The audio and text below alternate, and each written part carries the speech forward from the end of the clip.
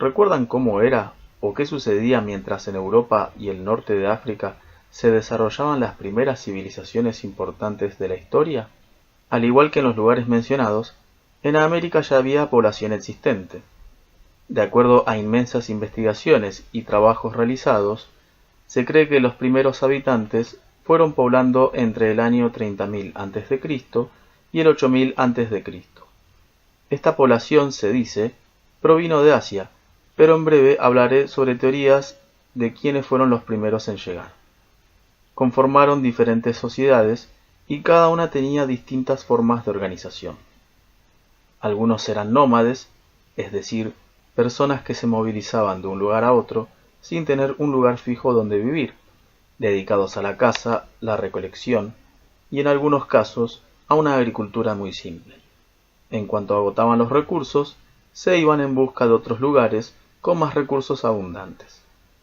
Otros grupos eran sedentarios, es decir, personas que se instalaban en un lugar fijo para vivir, practicaban la agricultura y llegaron a desarrollar sociedades urbanas y complejas técnicas agrícolas.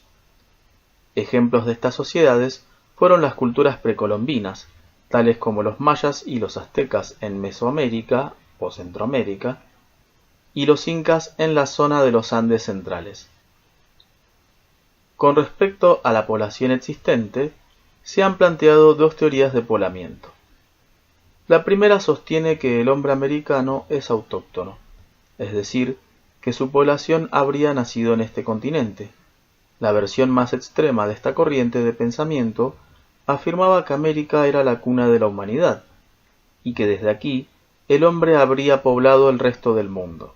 Otra versión sostenía la aparición simultánea del hombre en América, Asia, África y Europa.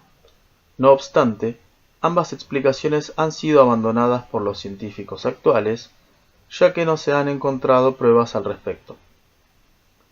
Y la segunda teoría de poblamiento sostiene que el origen del hombre americano es alóctono.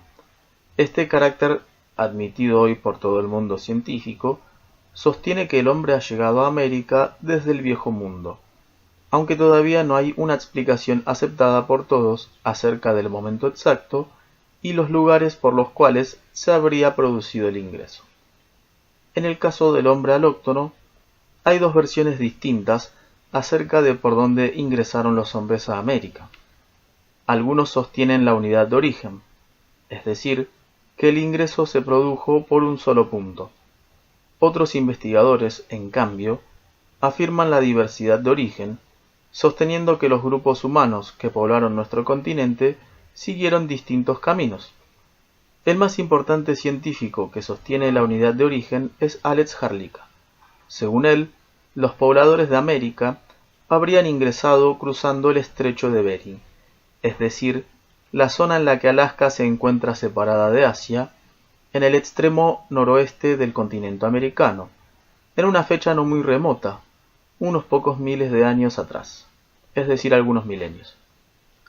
Se trataría de bandas de cazadores que pasaron en oleadas sucesivas a lo largo del tiempo, persiguiendo a sus presas.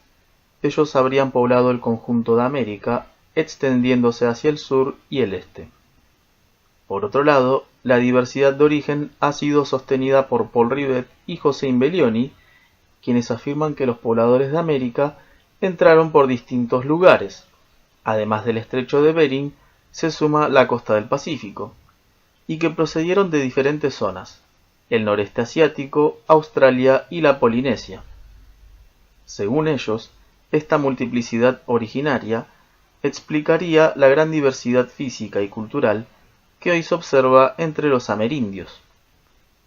Otro científico, Méndez Correa, afirma que, siguiendo la idea de que grupos nativos australianos no pudieron haber llegado a América cruzando el estrecho de Bering, hubo migraciones siguiendo hacia el este la vía de la Antártida.